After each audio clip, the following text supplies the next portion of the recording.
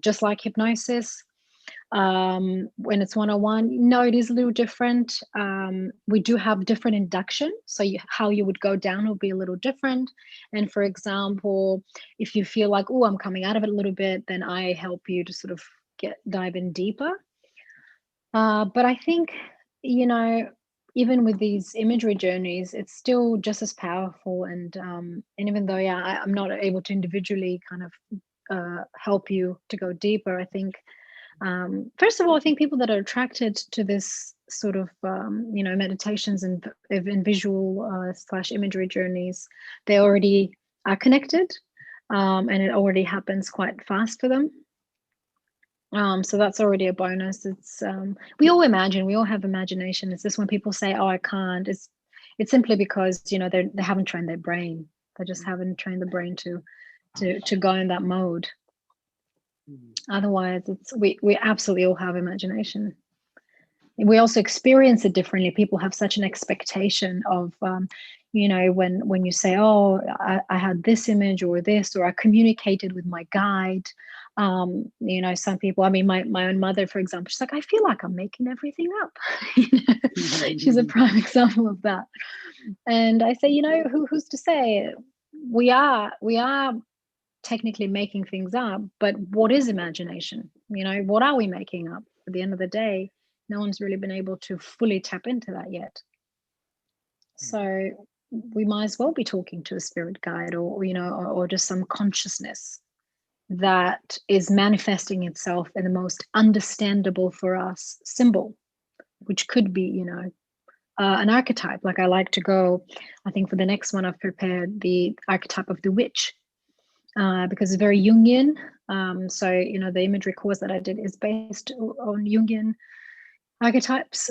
So, you know, with the witch or the wizard, everyone has a connection to it in their own way. But then it's also about discovering that connection, but then also breaking it, you know, to see as you break that, you know, for example, you know, the concept of the witch for some people might be very scary, but when you go and connect to the, you know, consciousness of the witch, what else presents itself? What other fears are being revealed to you? Know, and the same thing with even today, as we're going down, I want us to go down into meeting Mother Earth. I mean, what is Mother Earth to you? Is it even a woman? You know, what is it? A creature? Is it, you know, what kind of a being is it?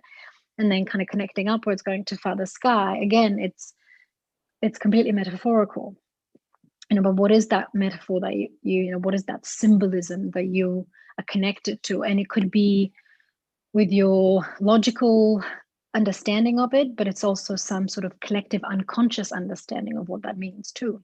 You know, because in mythology for thousands of years, as we sat with our grandfathers by the fire, you know, we've told stories, and there have been myths about Mother Earth and Father Sky. All right, so maybe a part of your DNA remembers something, remembers an association, and is able to draw something from that. That's so there's this. Thank you for this explanation. Yeah, my pleasure. I was going to say there's this beautiful talk by the scientist Rupert Sheldrake called "Is the Sun Conscious?" And I love that talk.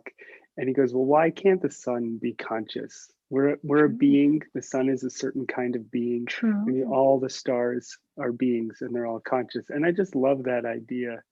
I love that so much. It reminded me of that when you were talking.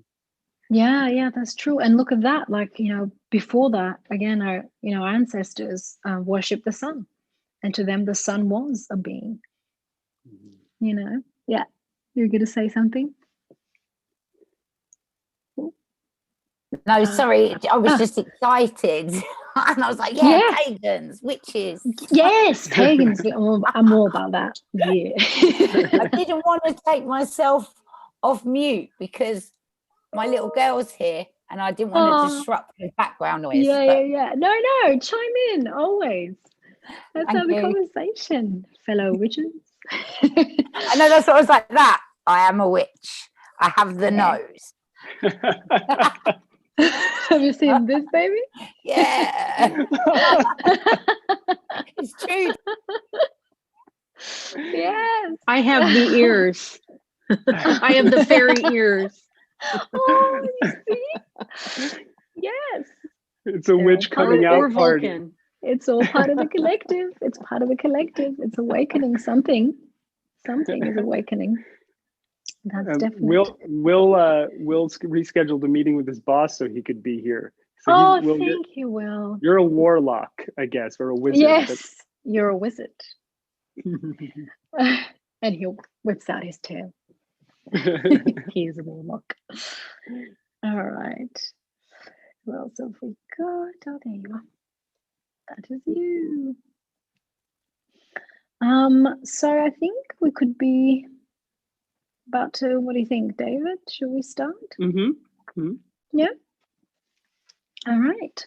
So welcome again, everyone who's here, and welcome to all you beautiful people that are watching this on the recording. So today we are going to do this hypno journey above and below, and discover, what the archetype of Mother Earth and Father Sky have to share with us. So if you prefer, you can sit down for this meditation, just because, as we're sitting down, we will do work of, growing roots down into the earth and sort of then ascending upwards. But if you do feel like you might get some backaches or back pain, or you feel uncomfortable sitting down, then you're absolutely welcome to lie down and get as comfortable as you can.